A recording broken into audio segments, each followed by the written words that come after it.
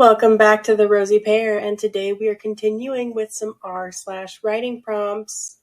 Don't forget, guys, you have to like, comment, and subscribe at the end of the video, or else I won't know you guys like what I'm doing. And if you do, then I might be able to do something special in the next video to show you guys how much I appreciate you watching. Scientists revive a dead god through prayer and worship him just enough to be alive but not powerful, so they can keep him in the lab to study how mana works. Elena's wristwatch read 8:57.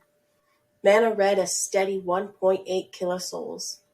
3 minutes until the big show.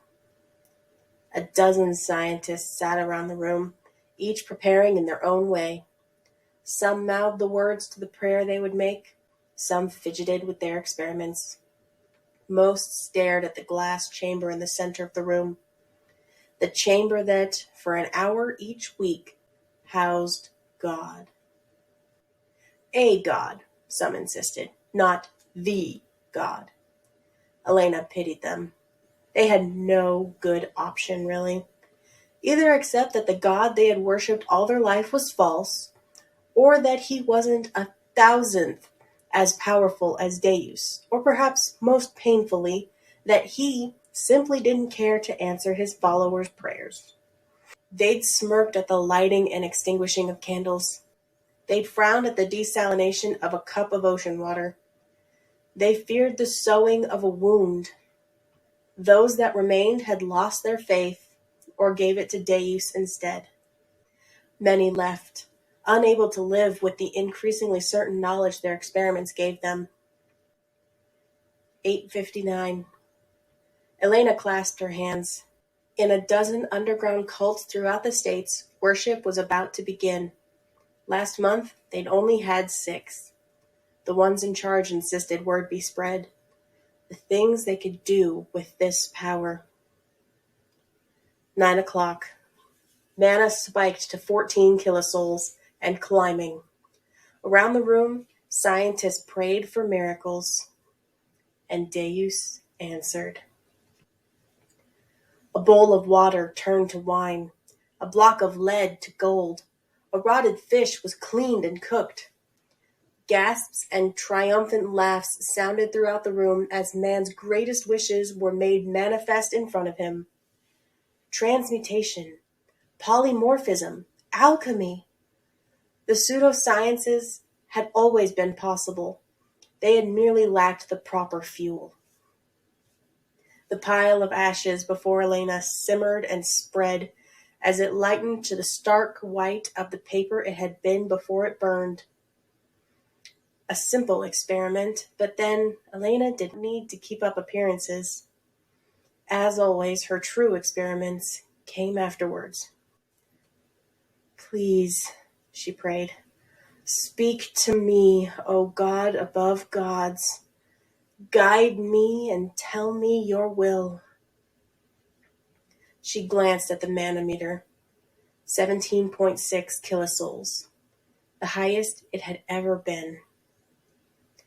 Deus, you could change the world with your gifts. With less than 2,000 followers, you have already dismantled what we thought we knew of science. You've reversed entropy, destroyed matter, unlinked cause and effect. I want to help you. Tell me how I can make you stronger. There was no response. Elena felt not even a shiver. She squeezed her hands so tightly she could hear the bones of her fingers creak. Didn't Deus want his power restored? Did he not answer their prayers so easily because he wanted to win them over?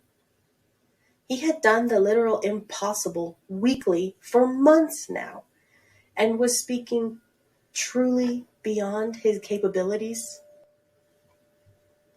Elena let out a scornful laugh. Were these the thoughts that plagued the devout? She didn't know. She'd never believed in anything until they found Deus. How painful it was to be so certain of a being's power and so utterly baffled by the being's lack of action. 18.8 kilosouls. Elena frowned and checked her wristwatch. 9:14. There was no way one of the cults had started so late. They were given very specific instructions to keep the schedule. 19.2 kilosouls. Hell, we've got a failure, a scientist said. My arm's not stitching. Idiot! I told you to wait another month before you tried that. Bind it, you're getting blood everywhere. Christ, I don't have anything. 19.6. Everyone was watching the man bleed out. Elena could hardly take her eyes off her manometer. Swearing by the old gods? You really are panicking, huh? A few scientists laughed. Enough. Kimber, get something to bind the arm. Everyone else, pray for John, see if that does anything. John, if you live, you're out of here for a month.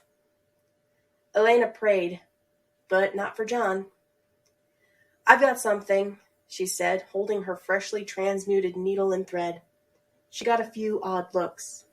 I used to be a different kind of doctor. The scientist shrugged, then returned to their experiments. Elena walked over to John, finally getting a good look at the damage. He cut himself down the length of his forearm, deeply. An unnerving amount of blood covered his table, dripping steadily over the edge, running towards the center of the room. Elena glanced at John's manometer. 20.2 kilosouls. She hesitated with the needle, stalling. Well, stitch it, John said. It's been a while, Elena said. I'm praying for guidance to make up for the rest. John gave a single pensive nod, then several vigorous ones. Good idea. Good idea. Elena hadn't lied, but then again she had prayed for herself rather than John. Still, she was given no guidance. She held the needle close to John's arm. She'd have to try. He looked like death, especially when reflected in the pool of his own blood. Blood that rippled ever so slightly toward the center of the room. Elena pulled John up out of his chair. He practically yelped. What the hell? Deus' power weakens rapidly over distance, Elena said. I have an idea. She dragged him to the glass and pressed his bleeding arm against it. John screamed. The blood didn't drip down the wall. It hissed and evaporated. And Elena heard Deus speak. Sacrifice. Elena shuddered. If I do, you'll save my parents? Yes. Tears fell from her face. Finally, she was just in time. She prayed to transmute her needle into a knife. John looked at her in horror. All around her, scientists gasped.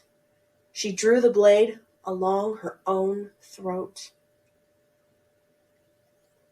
There wasn't much left of the lab. No scientists, not whole ones at least. Shattered glass mostly, sparking electronics. A few computers flickering a reading of 8.146 megasouls. Deus had what he needed. It was time to build a new world. It just goes to show people will do the craziest things just to make sure that their family is safe.